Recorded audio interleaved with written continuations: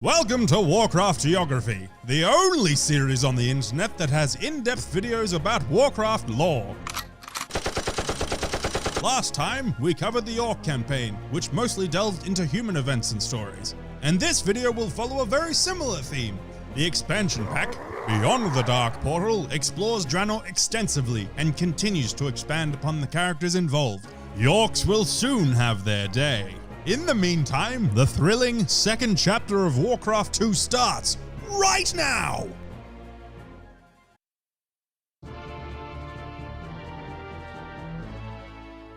Due to your position as regional commander of the Southern Defense Forces, Lord Tarren commands that you raise an outpost in the Hillsbrad foothills.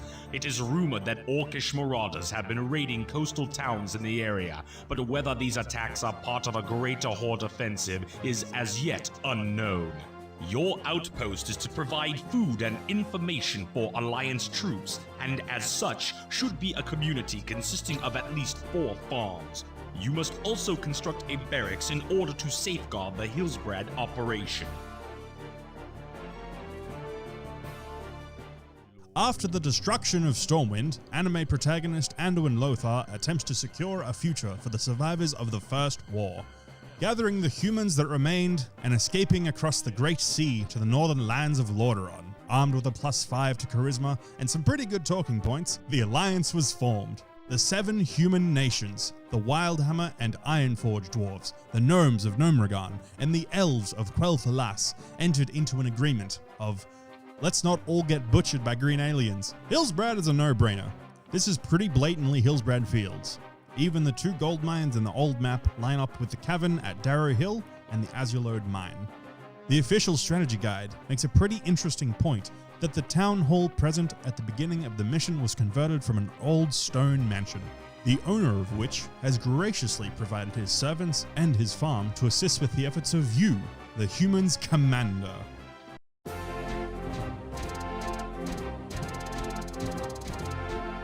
The mysterious elves of Silvermoon have sent a contingent of archers south to survey the supposed Orcish threat for themselves. Our spies report that shortly after passing through the Alterac grasslands, the elves were ambushed by Horde troops. It is believed that these elves are now being held in a small prison camp near the northwest region of Tarren Mill. Lord Tarren, fervently hoping to enlist the elves into the Alliance, has asked that you search for the missing warriors and deliver them to safety. The elves have sent a cadre of archers to assist in your quest. You will also be provided with plans to construct an elven lumber mill and the Sylvan craftsmen to operate it. Before the Second War began, the elves had been enjoying a 3,000-year-long peace in Quel'Thalas. Wishing to remain impartial and stay out of the Orcs' aggro range, the Elven Kingdom had naught to do but sup on Sunwell martinis and have the housework take care of itself. As the elves had a long history with the Arathorid Empire, and Anduin Lothar was the last pure-blooded descendant of Arathor, they would pledge themselves to the Alliance somewhat reluctantly, only sending a token display from Quel'Thalas to show support, deploying a party led by Alleria Windrunner. Until, of course, it became clear that the Amani trolls led by Zul'dare had joined forces with the Horde. This made the Elven King Anasterion flip his lid, and he ordered for the mobilization of his armies against the Orcs and their new allies. Tarren Mill is located east of Hillsbrad, on the river that leads to Caer Darrow. While it is only a few ogres wide today, here it is big enough for several flotillas to easily sail between its banks and take potshots at one another. It's possible that the water level has receded over the years, causing the river to shrivel up. How embarrassing. As for the prison camp, we're told it's located in the northwestern region of Tarren Mill. Strategically, where these camps are today would be ideal, and considering the elves were ambushed coming through Alterac, this theory gets the buff wizard's stamp of approval. Yes, I'm approving my own theories. I wouldn't say it if I didn't approve it. You wanna fight me, bro? Meet me behind the wizard's tower, 3 PM. You're fucking dead!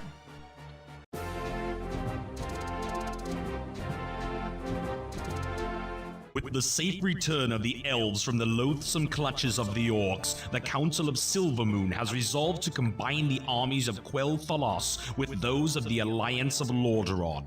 As a show of their support, a mighty fleet of elven destroyers have been sent to help safeguard the Lordaeron mainland. In preparation for the arrival of these ships, Dalen Proudmoore, Lord of Kul'Taras and Grand Admiral of the Lordaeron fleet, has ordered that you begin the construction of naval facilities near the township of Southshore. There is some suspicion that the Horde has constructed a secret base near the mainland, so it is imperative that you begin building your defense with haste. Had enough of the hustle and bustle of Stormwind's busy streets? Tired of Ironforge's lack of ambience? Been to Darnassus? Take a break from capital cities and make Southshore your next dream getaway. Let your troubles melt away as our friendly staff provide a comfortable and relaxed environment. Take in the rich history Hillsbrad has to offer. Enjoy specialty meals from our in-house chef. The soothing turtle bisque is worth the trip alone. We offer a range of recreational activities, including fishing, hunting, and buying horses. Talk to your local Griffin Master today and make Southshore your next holiday destination. This is the same Admiral Proudmoore that appears in the Founding of Durotar bonus campaign in Warcraft 3, The Frozen Throne. While this location was covered in the Orc campaign, this map differs, though not hugely, and the mission is essentially the same. This map is much closer to Southshore from World of Warcraft, despite its appearance as a frozen tundra. You've got almost definitely Purgation Isle, or whatever it may have been referred to prior to the Second War, the gold mine, which again could pass for Azulode Mine if you're a couple of beers deep, and then you've got the town itself looking suspiciously normal.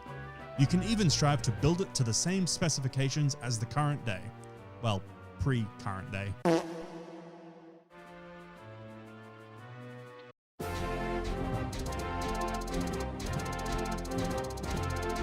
Having established some order in the region with a display of naval power, Admiral Proudmoore advises that the time has come to search out the secret lair of the orcs. Scouts report that this base is located somewhere within the Zul'dare region of the Channel Islands, just southeast of Hillsbrad. Lordaeron artificers have completed designs for a foundry. With this new innovation, you will be able to construct transport ships that can ferry your troops across large bodies of water.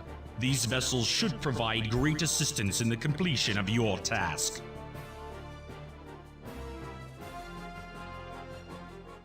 The Channel Islands is an odd little artifact of Warcraft 2, an archipelago in Barad Bay, south of Hillsbrad foothills and east of Gilneas. It's mostly been forgotten to time, along with Zul'dare itself.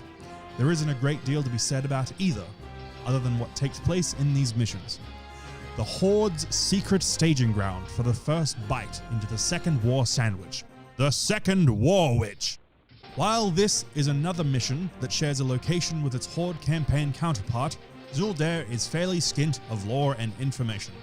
These in-game accounts and a brief appearance in the Warcraft tabletop role-playing game is the first and last we'll see of Zul'dare, at least for now.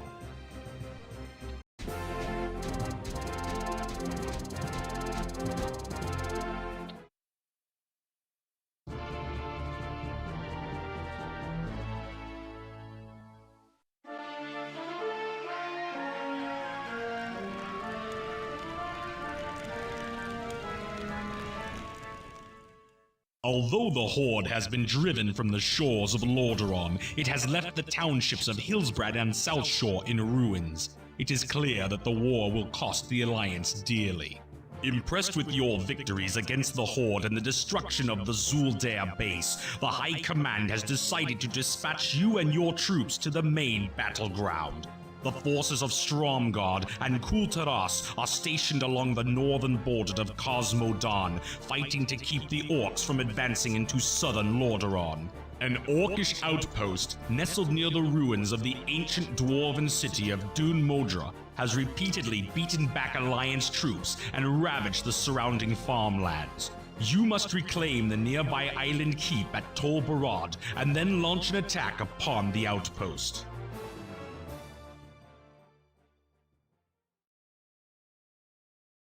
Over 1,200 years before the First War, the scattered human tribes would band together to form the first human empire of Arathor. Arathor would divide into several nations and city-states, including Stormguard, which included Barad as part of its territory.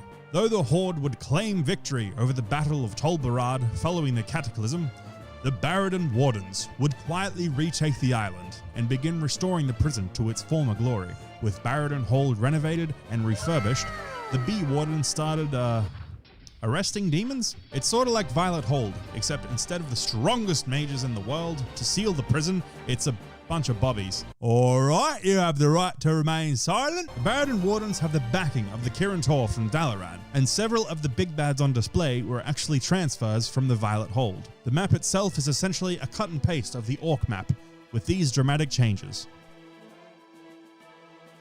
These discrepancies aren't explained on a lore level. It's almost like this is a retelling of the events that took place. Or the cartographers just suck.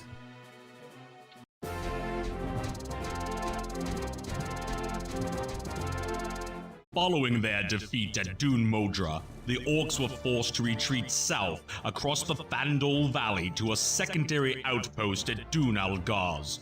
Lord Lothar, hoping to push the Orcs even further back into Modan, has ordered that you destroy this newly discovered encampment. To aid you in your mission, you will be able to employ knights who are eager to engage the Horde in glorious battle. Following a crushing defeat at Dun Modra, the Horde retreats to their secondary base at Dun Algaz, and the Alliance follows to overrun them. The Thandal Valley is quite shockingly the name given to the area surrounding the Thandal Span, which includes these bridges. Whilst they appear as land bridges here, they've seen a significant upgrade, now fashioned from iron and stone. The 3 crossings that appear in Warcraft 2 have been replaced by a double-wide bridge in World of Warcraft. The bridge, however, has suffered some structural damage. Though it wasn't directly ported over, it's these little glinting similarities that hold a great deal of interest. The little ideas and mementos that weren't lost to time. We can see that it even appeared in the world map from this era. The only section of Dun Algaz that is accessible is the tunnels and this small encampment of Darrowmere orcs. At the mountain's peak, we can see dwarven structures protruding, similar to Dun Modra in the previous video. Link in the description. Like and subscribe now! I haven't seen much speculation about these structures, and it seems unlikely that the inside will ever be explored by players. However, if we do see another Cataclysm-style overhaul of the quests and locations, I hope that the Dwarven Ale halls are thrown open to the public.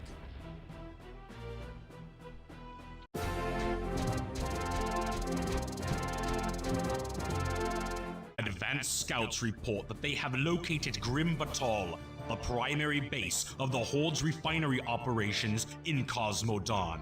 Seeing a chance to strike a decisive blow against the Horde, Lord Lothar has ordered that you infiltrate Grim Batol and put an end to all Orcish activity there.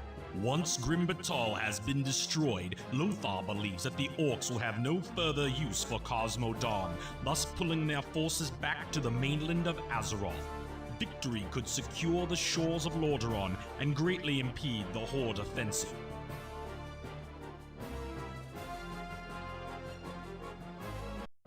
Grim Batol was shrouded in mystery prior to the Cataclysm.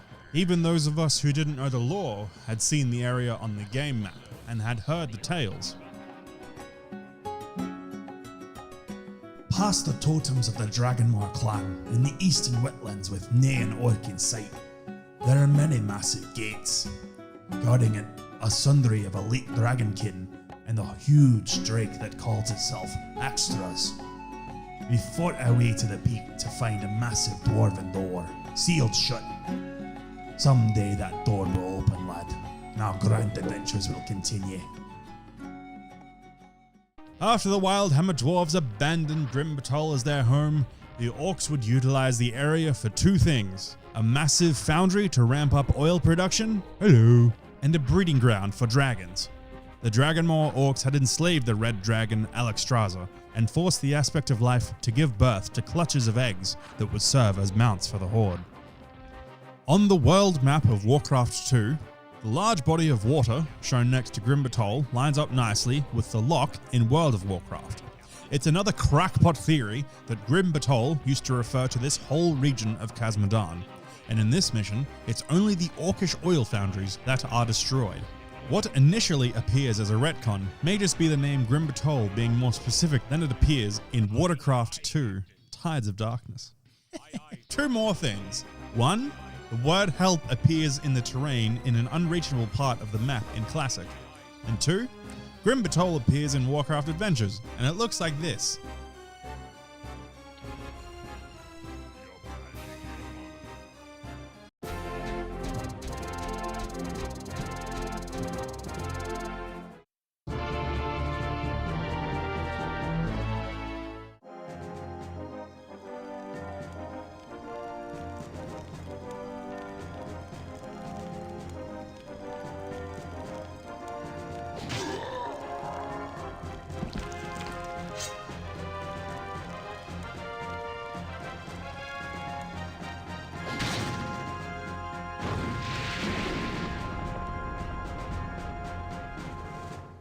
With the destruction of Dun Modra and the downfall of Grim Batol, the Orcs have completely withdrawn their armies from Khaz Modan. While your victories have been notable, the menace of the Horde still hangs over the head of the Alliance. Lord Lothar has stationed your troops in the Northlands to protect the borders of XIII Thalas. Troubles have arisen in the township of Tyr's Hand, with the local peasant population in a state of minor revolt. You must quell this uprising and then summon the Knights of the Silver Hand to watch over the populace. To maintain order in the region, you must search out all of the Horde forces in the area and destroy them. The most striking thing about this mission is the lush green hills. When we think of the Eastern Plaguelands, we think of just that, Plaguelands, a terrain seeping with pestilence and rot. A pox-ridden land rotted to its core, its denizens befallen to madness and undeath. A bleak parody of the past, and demon dogs that have a really, really bad attitude. In the southeastern reaches of the Eastern Plaguelands, Tyr's Hand remains as a relatively untouched bastion in a land rife with the undead. This is owed to the presence of the Scarlet Crusade, the overzealous remnants spawned from the splintering of the Knights of the Silver Hand. Swiftly stomping out the peasants in their pathetic uprising beneath plated boots and gilded horseshoes, the mighty nation of Lordaeron must then reinforce the defense against the Stormreaver clan, the Blackrock clan, and the Twilight's Hammer clan. The region in World of Warcraft is a fairly good representation. While Tyr's Bay suffered massive ruination, what lay just beyond seems to have been spared. Mountainous, rocky terrain is a snug fit. Plaguelands was formerly known as Eastweald before the events of the Scourge invasion in Warcraft 3. Spoilers. It's seen the biggest change in scenery, which makes it a little hard to pin down exactly what was where. There's two bodies of water that the Orcs have built settlements around. The first may be Lake Merildar next to Corrin's Crossing. The second might be here, just next to Northdale. Oh, and by the way, the cinematic for this chapter is a total lie. Catapults cannot attack air units. Total horse shit.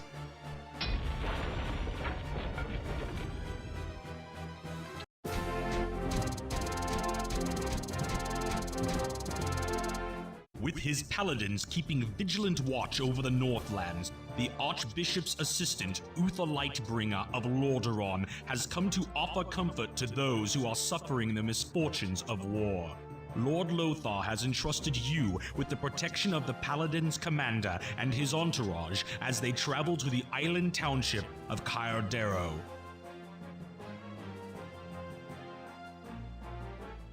Darrowmere mostly refers to this region of the Plaguelands.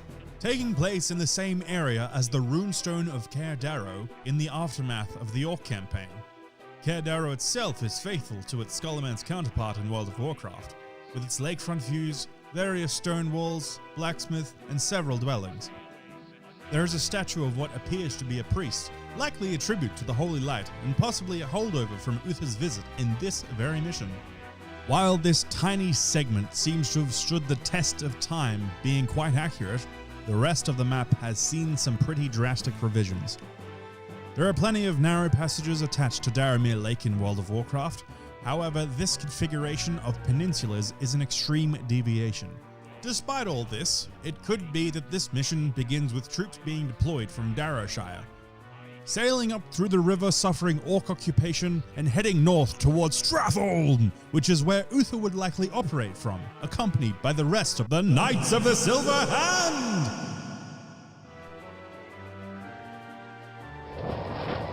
What ho? We move. Defending your honor.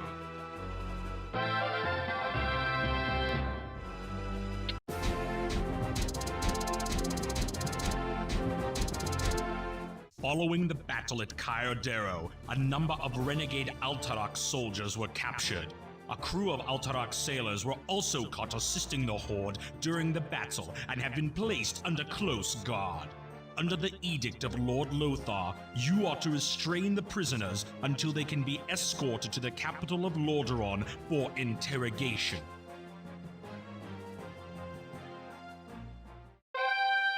A very close continuation to the mission prior, located within the same zip code. You're tasked with transporting a bunch of traitorous cockbags caught up on the wrong side of history. This event with the portage of prisoners would later be retconned in the novelization, Tides of Darkness, instead taking place immediately after the battle at Crestfall. The humans that are imprisoned had been serving as guides for Orcish ships, and Admiral Proudmoore hoped to use their testimony to hang the King of Alterac, Lord Perinold, for committing interspecial super treason. Taking the location of Alterac into consideration, it's a fair assumption that the prisoners are being held southwest of Caer Darrow. While the river shown in Warcraft 2 is extremely windy, it is a very mountainous region and fits quite well to this river in World of Warcraft. Let's take a second here. Look, it's far from a crime for Blizzard to have made the locations of World of Warcraft more favorable and fitting for a third-person RPG. The things that look to remain the same are of far more interest and excitement than the things crumpled up and tossed out. With that being said, let's continue. The rivers in the northernmost reaches of the Eastern Kingdom were sailed extensively in the events of Warcraft 2. Despite the variety of voyages and the battles that took place in their waters, most all have seen significant reductions to their enormity. Some barely a torrent deep, and most now inaccessible to ships due to recently installed waterfalls. Right.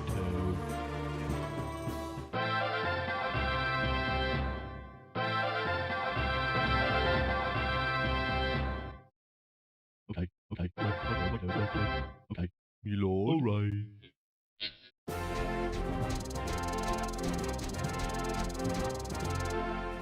Lord Lothar sends word that the Alliance has been betrayed. Lord Perinold, sovereign ruler of Alterac, has been working with the Horde since the beginning of the war. It was Perinold who provided the Orcs with the routes of the Elven Strike Force passing through Tarren Mill. The rebellion at Tyr's Hand was also started by Alterac spies in hope of concealing the Orcish mining facility located there. The High Command has decreed that the nation of Alterac has committed treason against the Alliance, and their union with the Orcish hordes must be broken. You must free those unjustly held by Perinold and enlist their aid in launching an attack against Alterac's capital.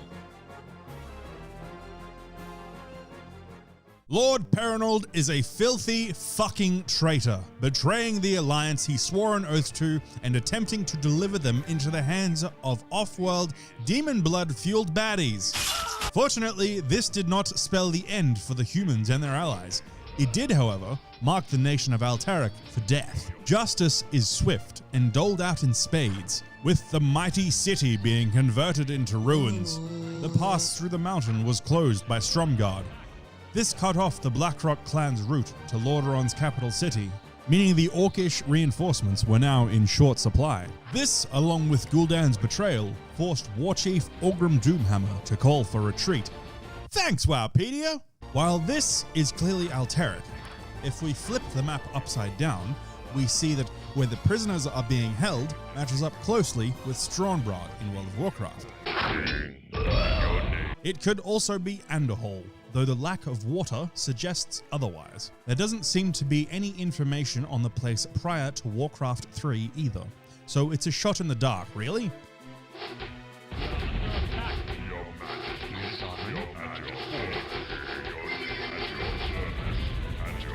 Exalted One?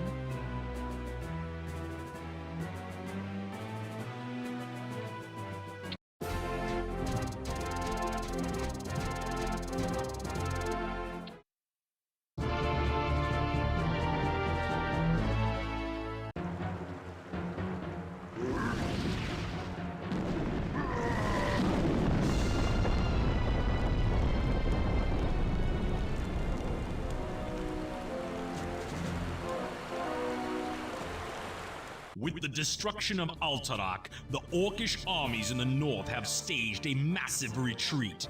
Admiral Proudmoore sends word that Gnomish submarines have located the Horde's main naval base near Crestfall. Proudmoore believes that the Orcs plan to launch the remainder of their armada and retreat to the mainland of Azeroth. Lord Lothar has ordered that you destroy the base at Crestfall before the fleet can escape. It should be noted here that Azeroth used to refer only to the region south of Modan, rather than the entire planet. With the Horde being forced to withdraw from Lordaeron, and the old Horde fragmented by deceit, the stage was set for the Alliance to push back and start reclaiming some substantial ground. With the exception of a few key ships escaping across the waves, the Horde fleet would be sunk by the Kul'Tiras and Proudmoore's navy. Crestfall is located northeast of Kul'Tiras and would eventually feature as an island expedition in the Battle for Azeroth. Looking at a zoomed out version of the minimap, there are some pretty remarkable similarities. As we can only see a portion of the larger island, and taking the shape of the bay into consideration, this part is a great match. Not only does the new map share the same shape, it is also absolutely littered with shipwrecks and other relics from Warcraft 2.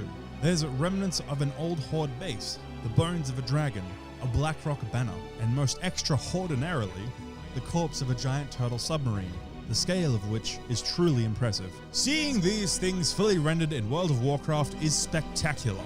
The art teams have always done a stellar job and are often the mark of quality in some expansions. Also, there's a scene in the cancelled Lord of Clans game where Thrall travels to Crestfall and meets Alexstrasza, and it's underwhelming. If you hunt down and destroy the creature known as Deathwing, I'll consider your request. Who is this Deathwing?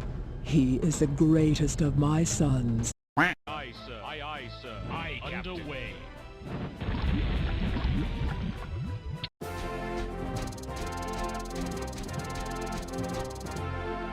The remnants of the routed Orcish fleet have managed to reach the northern shores of Azeroth. Admiral Proudmoore believes that the Horde will attempt to reinforce their main fortress at Blackrock Spire. Leading a large strike force of Lordaeron troops, Lord Lothar was sent to attempt a parley with the Orcish chieftain Orgrim Doomhammer. No reports have been heard in days. Assuming the worst, Admiral Proudmoore and King Terenas agree that it falls upon you to stage a final siege upon Blackrock Spire. The feral dwarves of the Northern Wildlands have offered the service of their griffin riders to assist in the decimation of the foul orcs that have desecrated their homeland and slain the leader of the Alliance forces.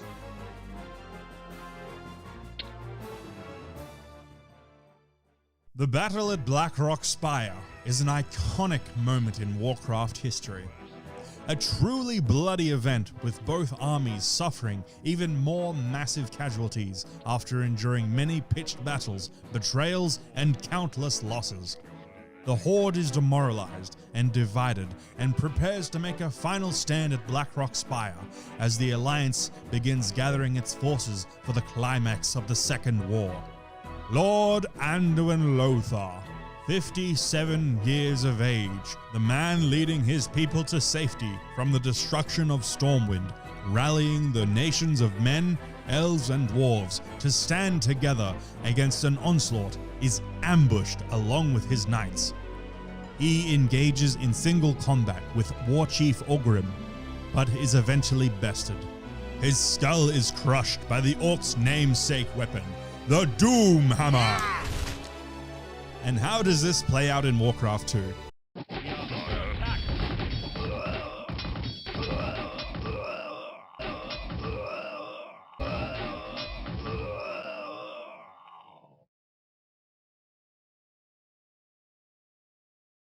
The Feral Dwarves also refer to the Wildhammer clan. I think feral is a bit harsh, but it could be that the narrator is speaking with his own impressions and biases. It's possibly possible that the Wildhammer dwarves were originally intended to be more primal and animalistic. It isn't a mere oversight, as they are referred to as such in the game's manual as well. Perhaps we'll see the Wildhammer clan as an allied race in World of Warcraft someday, and finally get dwarven druids. This map is probably the least similar to the current day appearance. Blackrock Mountain is landlocked, and actually has more lava than it does bodies of water. Somewhat surprisingly, this location is represented far more accurately in Warcraft Orcs and Humans. I think ultimately this comes down to Boatcraft 2's over-enthusiasm for naval combat. Despite hopes that Lothar's death would thrash the Alliance's morale, it only served to instill them with fervor, enough to win the day and crush any resistance at Blackrock Mountain.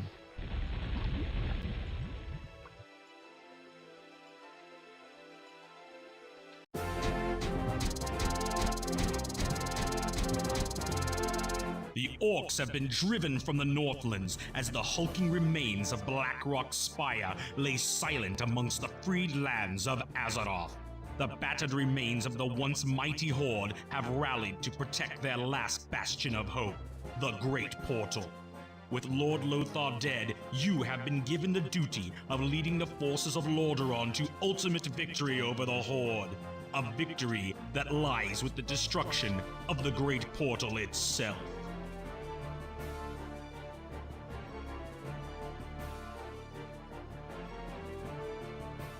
The Great Portal, or the Dark Portal, as it's more modernly referred to, stands as possibly the most iconic piece of Warcraft architecture. It didn't even appear in Warcraft Orcs and Humans, only being referenced vaguely in the game's manual. While it wasn't usable in Classic, it was still the game's login screen and remains as one of the most recognizable landmarks around. Early renditions show the portal with a more simplistic design. A stone frame adorned with the more common than not orcish spikes, a few steps, and half a dozen ruined obelisks. A far cry from the titanic gateway currently in game. In fact, every time we see the Dark Portal, it gets bigger, and bigger, and bigger, and bigger, and bigger, and bigger! If we see it become relevant again, it'll have a greater gravitational mass than fucking Azeroth. Some speculation surrounds the hooded figures that flank the portal itself on the outlying Draenor side. While it has never been confirmed, they are likely the form of Medivh as he appeared to Gul'dan when instructing him on the creation of the portal. The Black Morass during the Second War began to suffer a severe case of dehydration, twisting into the blasted lands. The manual tells us, The lands around the portal that were once dead swamps have been transformed into a barren soil, the color of blood, and are teeming with strange demonic beasts. But there's still enough water to sail ships through. With the destruction of the portal itself, a shimmering rift remains, a permanent connection between the two worlds. Netherguard Keep wasn't built in a day, until after the Second War, and the lack of nearby human fortifications make it hard to pin down exactly what this settlement might be. As the war campaign draws to a close, the Alliance claims victory, pushing their enemies back through the portal and holding them at bay, allowing Khadgar to destroy it with a powerful wizard spell!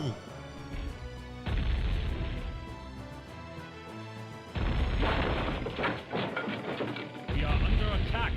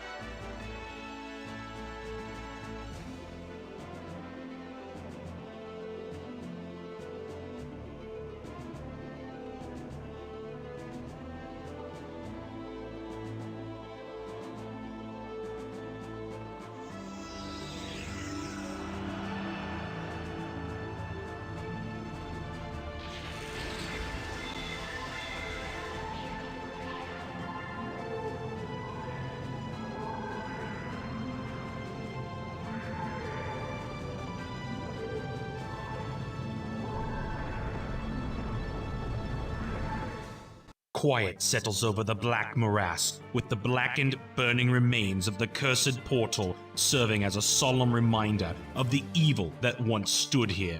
After the long and savage battle, you stand victorious over the tattered remnants of the once mighty orcish hordes. Those orcs that survived the conflict have fled to the northeast in hopes of escaping your vengeance. You allow them their reprieve, knowing that the power of the Horde has been forever broken and that the lands of Azeroth belong to its native sons and daughters once again. This concludes the human portion of Warcraft 2, Tides of Darkness. I have to say, thematically, the human campaign really scratches that high fantasy itch for me. Giant castles, epic music, knights in full plate, slaying dragons, wizard spells!